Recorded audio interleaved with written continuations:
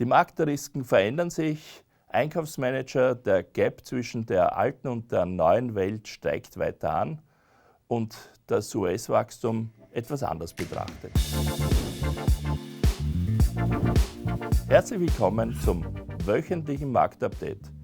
Die Stimmung ist herbstlich, wirtschaftlich ist die Teuerung noch in aller Munde, hohe Zinsen treffen gerade die Häuselbauer und die Sorge vor einer Rezession ist seit mittlerweile einem halben Jahr ganz oben in der Risikoliste.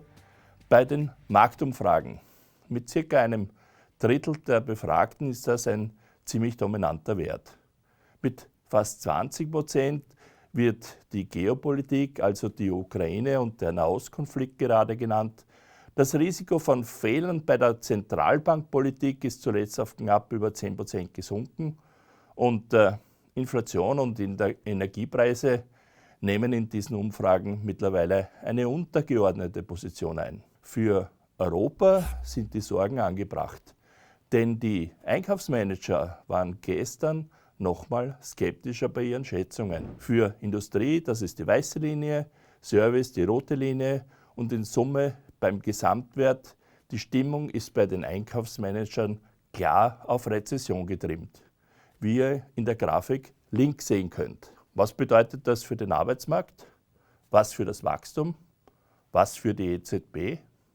Auch wenn die Entwicklung der Inflation gut war, wie Christian letzte Woche berichtete, so bleibt der Arbeitsmarkt und die Industrie auf der schwachen Seite.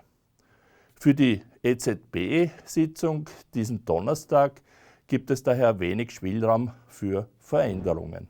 Auf der rechten Seite sind die Daten für den US-Markt aufgetragen. Zumindest konnte sich dieser verbessern und auch die Schnellschätzungen gestern zeigen weiter nach oben.